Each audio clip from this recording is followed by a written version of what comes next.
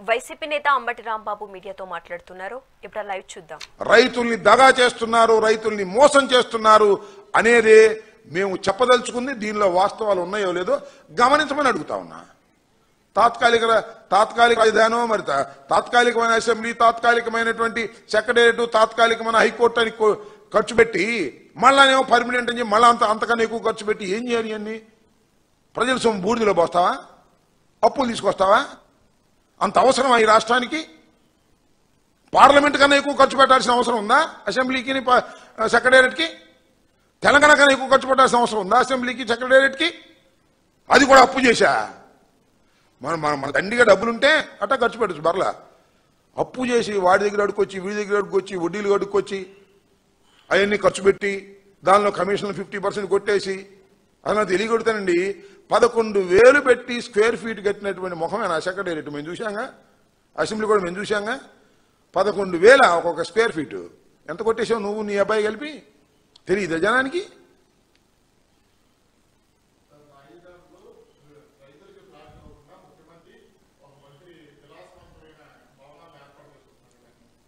చేసుకుంటారు మరి, అంతేగా. ఒక మంత్రి ఎవరబ్బా? ముఖ్యమంత్రి కట్టుకుంటున్నాడు ఇల్లు. నారాయణ గారు ఇల్లు కట్టుకుంటాడు, ముఖ్యమంత్రి గారు ఇల్లు కట్టుకుంటారు అద్భుతంగా. జగన్మోహన్ రెడ్డి గారిని ప్యాలెస్ అంటారు. రేపు చూడండి వాళ్ళు ఎంతంత ప్యాలెస్ కడతారు.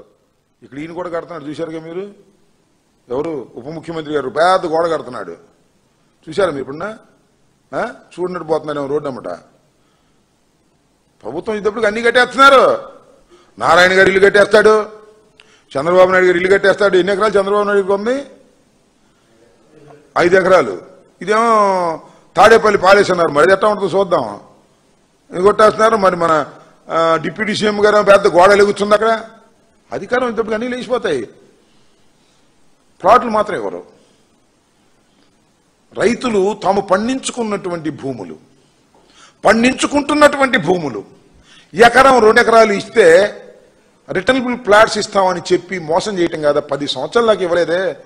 నువ్వు ఆలోచించుకో. నీకే 1 ఎకరం భూమిని ఇచ్చావు అనుకో, రిటర్నబుల్ ప్లాట్ ఇంతవరకు ఇవ్వలేదనుకో, ఎంత బాధపడతాడు వాడి జీవితం? ఏం కావాలి? సరే ఏదో 50 ఎకరం 100 ఎకరం నాలాంటి వాడు కొనుక్కుని ఇస్తే అది వేరే విషయం. ఇన్సైడర్ ట్రేడింగ్ చేసుకుని ఇచ్చారుగా, కొనటం ఇవ్వటం. అది అక్కడెక్కడో ముందన్నారు, తర్వాత తీసుకొచ్చి ఇక్కడ పెట్టారు. ఈ లోపల కొనుక్కునేవాళ్ళు. మన ఈనాడు వారు వాళ్ళు వీళ్ళు శుభ్రంగా కొనుక్కున్నారు, అన్నీ చేశారు. ఇవన్నీ పచ్చి మోసం, దగ. అమరావతి అనేదాన్ని ఒక అంతులేని కథగా చేసి అమరావతి రైతులందరినీ సర్వనాశనం చేసి కాంట్రాక్టర్లని చంద్రబాబు నాయుడు గారు మంత్రులు బాగుపడే కార్యక్రమం తప్ప రైతుల్ని సర్వనాశనం చేసే కార్యక్రమంలో ఇవాళ చంద్రబాబు నాయుడు గారు నిమగ్నమై ఉన్నారు. రైతులంటే అందరు రైతుల సంగతి దేవుడు ఎరుగు. అందరు రైతులు ఎట్టాగో సర్వనాశనం చేస్తున్నాడు. ధాన్యపు రైతు, పత్తి రైతు, మిర్చి రైతు, శనగ రైతు అందరూ అలో లక్షణమని ఏడుస్తానే ఉన్నారు. అమరావతిలో భూములు ఇచ్చిన రైతులు కూడా అలో లక్షణాన్ని ఏడ్చేటటువంటి పరిస్థితికి వాళ్ళ చంద్రబాబు నాయుడు గారు తీసుకొచ్చి ఏదో రైతును ఒప్పించి తీసుకుంటాం. ఒప్పిస్తావో, మెప్పిస్తావో, బెదిరిస్తావో నీ కళ్ళన్నీ మాకు తెలుసు కదా. ఇంతకు ముందు కూడా అట్టే కదా బెదిరించి తీసుకున్నావు. పాప మాడు గచ్చందరలేక ఇచ్చారు. నా పక్కోడు ఇచ్చాడు, ఈ పక్కోడు ఇచ్చాడు, ఈ పోతే మర్యాద ఉండదని ఇచ్చారు. ఇచ్చి లబోదిపోమంటున్నారు. మొన్నదాకానే జగన్మోహన్ రెడ్డి గారు అన్నారు. ఇప్పుడు ఆయనే వచ్చాడుగా. అరే జగన్మోహన్ రెడ్డి గారి టైంలో ఉన్నది రేటు కూడా లేదేమో, నాకు అర్థం కాలేదు. అమరావతిలో పూలింగ్ దేశం అంతా పూలింగ్, జమంతా పూలింగేనా? ఇది చాలా దుర్మార్గం, పచ్చి దగ, పచ్చి మోసం.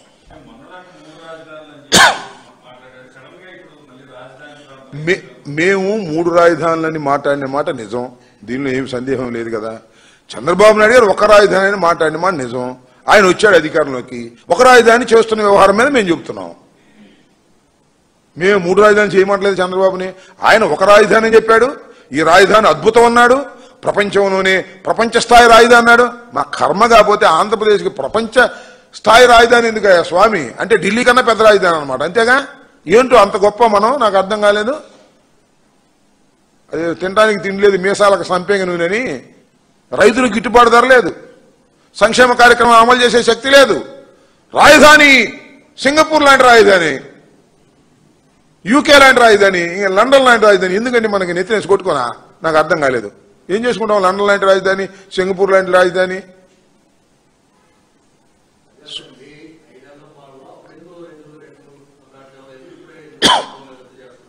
5 ఇప్పుడు మా పాలనలో ఇవ్వలేదనేగా వాళ్ళందరూ మా మీద ఎగబడింది, ఉద్యమాలు చేసింది. నీకు అత్యంత ప్రియమైనటువంటి వ్యక్తి వచ్చారు కదా చంద్రబాబు నాయుడు గారు. అసలు భూమి తీసుకున్న ఆయన కదా, మేం కాదుగా. షరతులు పెట్టింది ఆయన కదా, మేం కాదుగా. ఆయన ఇవ్వలే, ఎందుకు ఇవ్వడు? అప్పుడు ఎందుకు ఇవ్వలేదు, ఇప్పుడు ఎందుకు ఇవ్వలేదు? ఇచ్చాడంట, అదని చూపించాడంట. పలానా దగ్గర ఉంది, అక్కడ ఉంది తీసుకోమని. అక్కడికి వెళ్తేనే వాళ్ళు నా పొలం అంటున్నాడు ఇవ్వడు. అంటే పూలింగ్లో లేని భూమికి ఇచ్చేశారు. ఇది that is the vision of Chandrababu Naidu. So ఇది చంద్రబాబు నాయుడు గారు ప్రవేశపెట్టినటువంటి ఒక విధానం ద్వారా, కొత్త విధానం ద్వారా రాజధాని నిర్మాణం చేస్తున్నారు. ఎక్విజేషన్ లేదు, పూలింగ్ అన్నారు. పూలింగ్ తీసుకున్నారు, 50,000 ఎకరాలు తీసుకున్నారు. ఇది ఒక పెద్ద కథ.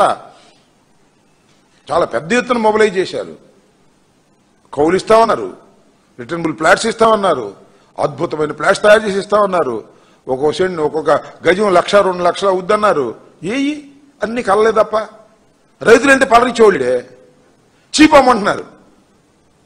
అది ఉన్న పరిస్థితి. మమ్మల్ని వచ్చి అప్రోచ్ అవ్వాలా ఏంటి?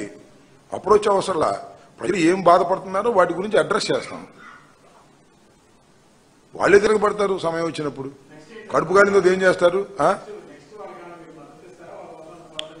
ఇప్పుడు అసలు వాళ్ళు ఇంతవరకు పోరాటం మొదలెట్టలేదు కదా.